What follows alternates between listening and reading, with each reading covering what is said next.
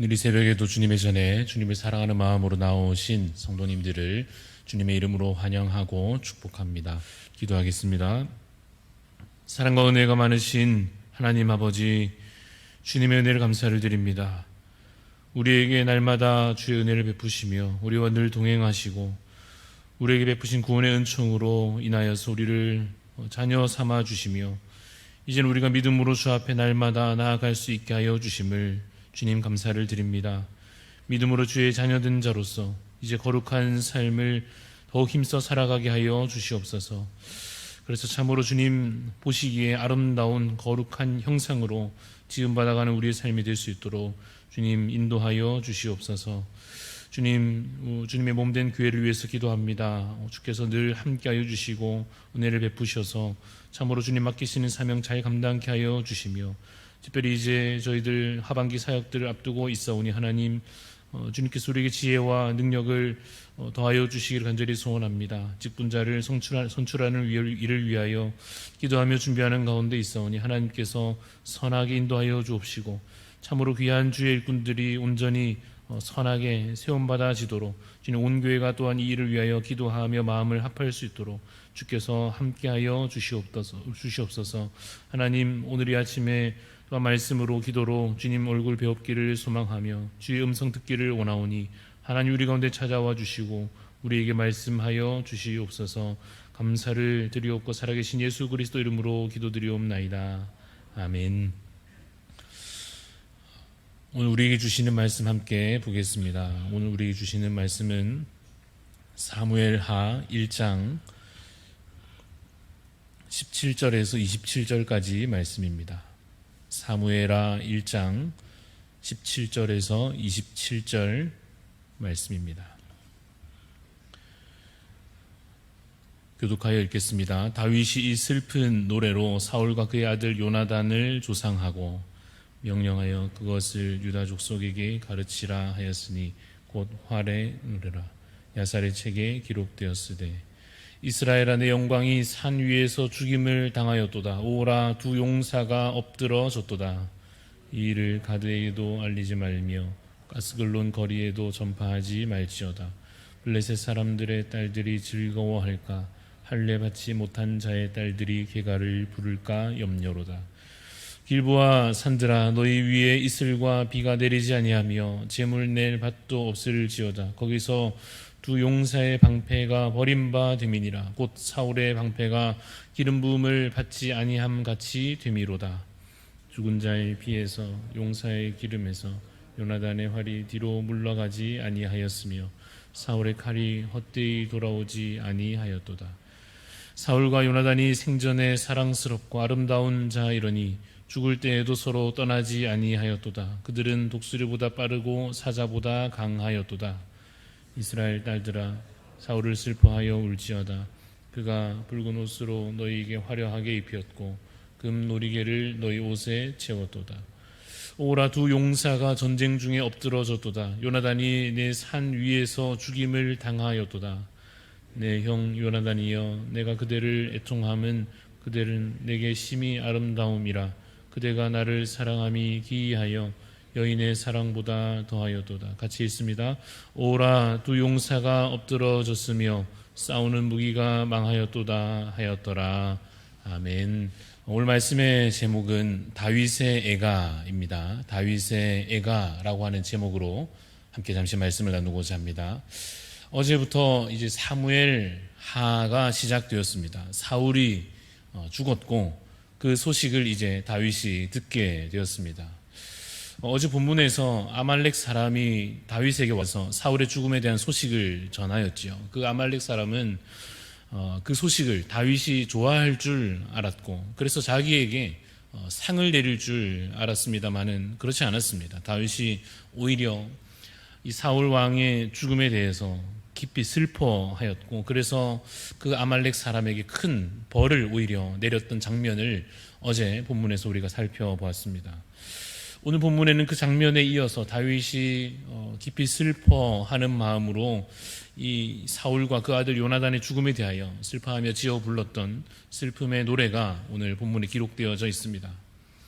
우리가 함께 이 슬픔의 노래를 그 내용들을 읽어가며 몇 가지 중요한 교훈들을 함께 살펴보고자 합니다. 먼저 이렇게 질문하여 볼 수 있을 것입니다. 내 개인적인 이익이 중요한가 아니면 하나님 나라가 중요한가 하는 질문으로부터 시작하는 것입니다. 여러분, 다윗이 만약에 그저 자신의 이익을, 자신의 입장에서의 더 좋고 나쁨을 그저 탐하는 자였다면 이 사울의 죽음은 어쩌면 좋은 소식이었을 것입니다. 일단 그토록 자신을 괴롭히던 자가 죽었고, 그러니 이제 당장에 있었던 큰 위협이 사라진 것 아니겠습니까?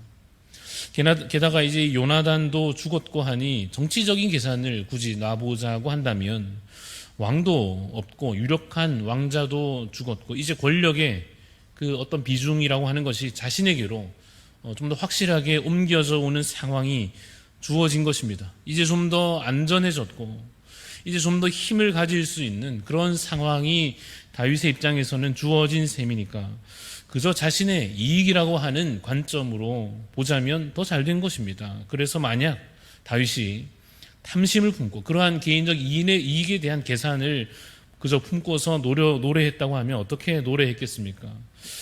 이렇게 노래했겠지요. 할렐루야, 하나님이 이제 드디어 내 억울함을 갚아주셨도다. 참으로 악한 자는 멸망하는도다. 여호와께서는 역시 선한 자를 높이시는도다. 나를 강하게 하시고 나를 붙드시는도다. 이렇게 노래하지 않았겠습니까? 그러나 오늘 본문에 나타나는 다윗의 노래는 그렇지 않습니다. 19절에 보면 이스라엘아, 내 영광이 산 위에서 죽임을 당하였도다. 오라, 두 용사가 엎드러졌도다.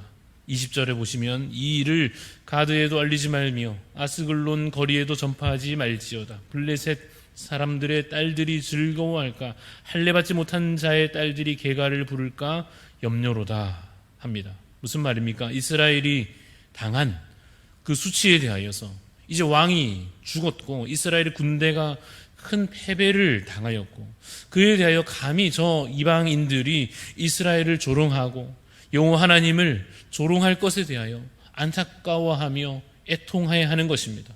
나의 개인적인 정치적인 상황이 유리해졌고 내 위협이 이제 사라졌고 이런 것이 아니라 이스라엘이 당하게 된, 하나님의 거룩한 그 백성이 당하게 된 그 수치에 대하여 슬퍼하는 것입니다. 여러분, 다윗의 기억에는 지울 수 없는 장면이 있습니다.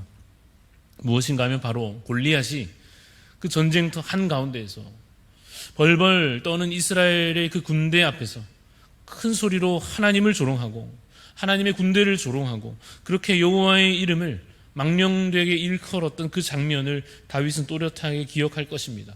여러분, 그때도 그 상황에서도 다윗이 만약 자신의 이익을 그저 탐했다고 한다면, 그저 자신의 안전을 먼저 우선하였다면 그 어린 다윗이 조용히 물러서 있는 것이 맞지 않겠습니까? 왕으로부터 온 군대와 자기 형들까지도 다 무서워서 뒤로 다 물러서 있는데 군인도 아닌 어린 다윗이 뭐하러 굳이 위험을 무릅쓰고 그 앞에 나선단 말입니까? 그러나 하나님께서 다윗에게 부어주신 마음이 있었습니다. 그것은 무엇인가 하면 자신의 개인적인 안전이나 무슨 이익이나 이런 것보다도 여호와 하나님 그 이름의 영광과 그 택하신 거룩한 백성, 그 나라를 향한 사랑과 충성의 마음이었습니다. 그래서 다윗은 그 전에 그렇게 골리앗 앞에 당당히 나섰던 것이고, 지금 이 상황에서도 다윗이 웃지 않고 슬퍼하고 있는 것입니다. 여러분, 개인적인 이익이 아무리 주어진데도 하나님 나라의 영광이 가려질 때에 슬퍼할 수 있는 그 분별의 마음이 우리에게 있기를 간절히 소원합니다. 교회를 사랑하는 마음으로, 이 땅에 하나님 나라가 이루어지기를 소망하는 마음으로, 그래서 참으로 기뻐할 일에 기뻐하고 애통해야 할 일에 애통할 수 있는 그러한 마음 우리에게 주시기를 간절히 소원합니다. 둘째로는 미움인가 사랑인가에 대한 것입니다. 당연히 사랑이어야 하지요. 이거 물어볼 것도 없고 고민할 것도 없지 않습니까? 답은 분명할 것입니다. 우리에게 품어져야 될 마음은 미움이 아니라 사랑입니다. 그러나 그럼에도 불구하고 그것이 참 쉽지 않은 문제입니다. 솔직히 여러분, 어떻게 다윗이 사울을 사랑할 수 있다는 말입니까? 여러분, 만약에 누가 여러분을 죽이려고 들면 이게 비유적으로가 아니라 정말 문자 그대로 죽이려고 들면 어떻습니까? 누가 나를 대해서 그것을 마음으로만 품었다 해도 참 큰 상처일 것이고, 그것을 말로 뱉고 다닌다고 하면 그것이 얼마나 참 고통스러운 일이겠습니까? 그런데 심지어 나에게 창을 던지고 군대를 보내고 정말로 죽이려고 들면 어떻습니까? 게다가 내가 뭘 크게 잘못했다라고 하면 그래도 좀 덜 억울할지 모르겠습니다만은, 그저 나에 대한 시기심으로, 그저 나에 대한 오해로 인하여서 나에 대해서 악감정을 품고 누가 나를 죽이려고 달려들면 어떻게 그를 사랑의 대상으로 삼을 수 있겠습니까? 예수님이시라면, 예수님은 하나님이시니까, 예수님은 완전하신 분이시니까 자기를 십자가에 못 박은 자들을 위하여 마지막까지 저들의 죄를 저들에게 돌리지 말아 주시기를 기도할 수 있겠지만, 사람에게 어떻게 그러한 용서와 사랑이 가능하다는 말입니까? 그러나 우리 주님께서 그 불가능한 일을 우리에게 계명으로 명하십니다. 원수를 사랑하라 명하십니다. 따져보고 용서가 되거든, 마음이 좀 풀려지거든 사랑하라 하지 않으시고 그저 우리에게 명하시기를 원수를 사랑하라 하십니다. 우리로서는 안 될 것 같은데, 사람으로서는 안 될 것 같은데, 놀랍게도 다윗이 하나님께서 부어주신 그 마음으로 그 사랑을 입술로 고백해내고 있는 것입니다. 이미 앞서 19절에서 다윗은 사울을 가리켜서 이스라엘의 영광이라 칭합니다. 물론 그것은 거룩한 직분에 대한 것이기도 합니다만은 사울에 대한 다윗의 진심이 그 명칭과 그 고백 가운데 담겨져 있습니다. 22절에 보면 죽은 자의 피에서 용사의 기름에서 요나단의 활이 뒤로 물러가지 아니하였으며 사울의 칼이 헛되이 돌아오지 아니하였도다 합니다. 이 22절 말씀을 쉽게 다시 풀면 이런 뜻입니다. 요나단과 사울이 대단한 용사였다, 이런 것입니다. 활과 칼로 많은 대적들을 싸워 이겼다 하는 뜻입니다. 23절에서는 그들은 독수리보다 빠르고 사자보다 강하였도다 라고 노래합니다. 여러분, 보통 역사를 기록할 때, 일반 역사를 기록함에 있어서 보통 여러분 앞선 왕들에 대하여 기록하는 데 있어서 일부러 고의적으로 그 업적을 깎아내리는 경우들이 많이 있습니다. 사랑하는 마음으로 기록하면 참 그분은, 그 왕은 대단한 분이셨다 이렇게 칭송하겠습니다만, 시기와 질투의 마음을 품은 그 후대의 어떤 왕이든지 기록하는 자이든지 그러한 마음을 가진 자가 기록하면 어떻습니까? 이루어 놓은 공적마저도 덮으려고 할 것입니다. 여러분, 당파 싸움에서 늘 보는 것 아닙니까? 서로 상대편에 대해서 깎아내리고 아무리 뭘 잘해놔도 칭찬하지 않고 하여튼 잘못한 것을 들추기 바쁘고, 그러니 다윗도 여러분 만약에 미워하는 마음으로 노래했다면 이 사울 왕에 대해서 그는 참으로 뒤로 물러서는 자였고 그의 창은 꺾이기 일쑤였고 그의 칼은 이쑤시개만도 못했고 이러한 식으로 노래했을 것 아니겠습니까? 그러나 다윗은 오히려 그를 용사라, 그를 영광이라 칭하며 사울을 높여주고 있습니다. 여러분, 미움이냐 사랑이냐에 있어서 사랑의 길을 택하는 것입니다. 사랑이 꼭 로맨스만 있는 것이 아니지 않습니까? 악을 악으로 갚지 않고 원수를 원수로 갚지 않고 얼마든지 폄하하여 깎아내릴 기회가 있어도 오히려 그를 칭송하여 선한 마음으로 말하고 행동하는 그 사랑의 열매가 오늘 이 다윗의 애가에서 드러나고 있습니다. 미움의 길을 버리고 사랑의 길로 행하는 자 되시기를 간절히 소원합니다.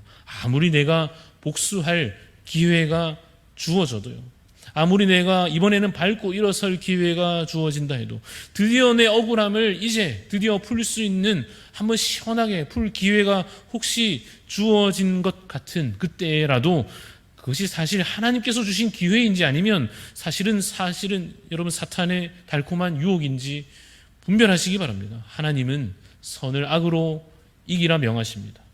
불가능한 것 같지만 다윗에게도 그 마음을 부어주셨던 것처럼 우리에게도 하나님께서 그 마음을 부어주시기를 간절히 소원하는 것입니다. 그래서 우리도 선으로 악을 이길 수 있는 거룩한 용사들이 될 수 있기를 간절히 소원합니다. 말씀을 정리하겠습니다. 오늘 우리에게 주어진 이 하루 동안에도, 우리에게 주어진 일상 가운데에서도 분명히 이러한 갈래길이 보일 것입니다.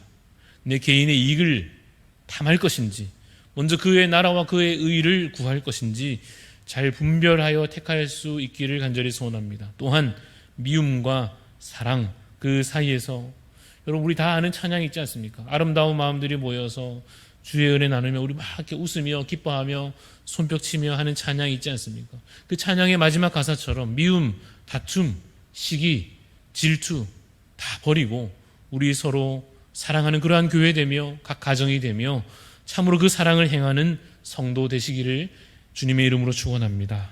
함께 잠시 기도하겠습니다. 하나님 아버지, 우리에게 주여 그 마음을 품어 주옵소서. 다윗이 진심으로 깊이 슬퍼하며 부른 이 노래의 가사들을 보며 참으로 이스라엘이 당한 수치를 애통해하는 마음으로, 또 참으로 자신에게는 원수와 같았으나 오히려 그를 높이는 사랑으로 주님 고백한 그 고백이 우리의 마음에도 담겨지게 하여 주시사 참으로 주의 나라와 주의 영광을 먼저 생각하는 마음 우리에게 부어주시고, 또한 주님 우리에게 원수도 사랑한 마음 부어주심으로 인하여 참으로 거룩한 성도를 행할 수 있도록 주님 우리의 마음을 주께서 주장하여 주시옵소서. 우리의 본성과 우리의 습관으로는 안 되오니 하나님께서 오늘 우리의 마음을 주관하시며 성령으로 충만케 하여 주시사 참으로 오늘도 주 앞에 거룩한 삶을 행하여 살아갈 수 있도록, 먼저 그것이 우리의 마음의 진심으로 또한 담겨져 고백되어지도록 하나님께서 우리를 주관하여 주옵소서. 감사를 드리며 살아계신 예수 그리스도 이름으로 기도드리옵나이다. 아멘. 하늘에 계신 우리 아버지여, 이름이 거룩히 여김을 받으시오며 나라가 임하시오며 뜻이 하늘에서 이루어진 것 같이 땅에서도 이루어지이다. 오늘 우리에게 일용할 양식을 주시옵고 우리가 우리에게 죄 지은 자를 사하여 준 것 같이 우리 죄를 사하여 주시옵고 우리를 시험에 들게 하지 마시옵고 다만 악에서 구하시옵소서. 나라와 권세와 영광이 아버지께 영원히 있사옵나이다. 아멘.